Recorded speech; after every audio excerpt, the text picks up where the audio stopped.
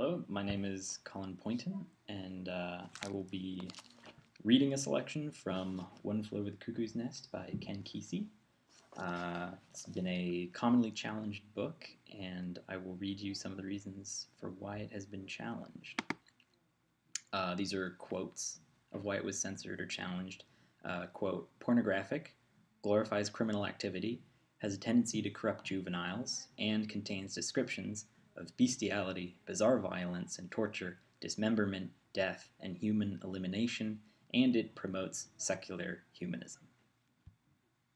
So, all reasons to avoid it, I suppose. And with that, how about a selection from part 2 from the book, talking about the character McMurphy and the trouble that he spawned in the ward, the mental hospital, where the book takes place.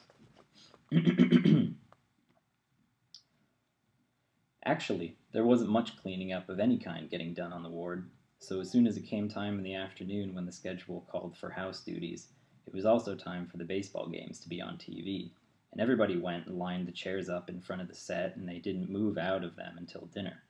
It didn't make any difference that the power was shut off in the nurse's station, and we couldn't see a thing but the blank gray screen, because McMurphy'd entertain us for hours, sit and talk and tell all kinds of stories, like how he made $1,000 in 1 month driving truck for a Jippo outfit and then lost every penny of it to some Canadian in an axe throwing contest, or how he and a buddy slick-tongued a guy into riding a Brahma bull at a rodeo in Albany, into riding him while he wore a blindfold.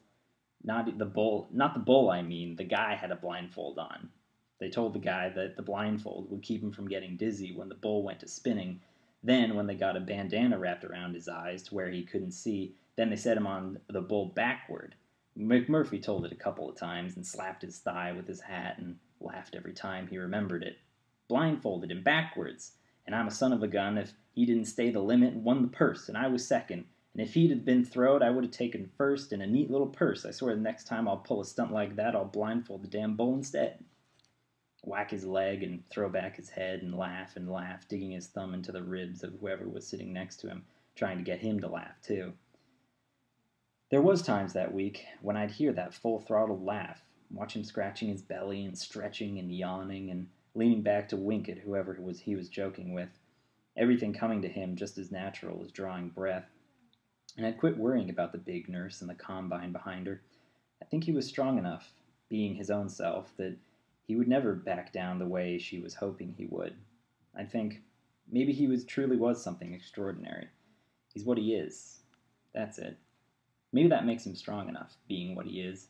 The combine hasn't got to him in all these years. What makes the nurse think she's going to be able to do it in a few weeks? He's not going to let them twist him and manufacture him. And later, hiding in the latrine from the black boys, I'd take a look at my own self in the mirror and wonder how it was possible that anybody could manage such an enormous thing as being what he is. There'd be my face in the mirror, dark and hard and with big, high cheekbones, like the cheek underneath them had always been hacked out with a hatchet, eyes all black and hard and mean-looking, just like Papa's eyes, or the eyes of all those tough, mean-looking Indians you see on TV. And I'd think, that ain't me. That ain't my face. I wasn't even me when I was trying to be that face. I wasn't even really me then.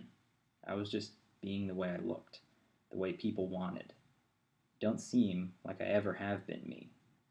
How can McMurphy be what he is?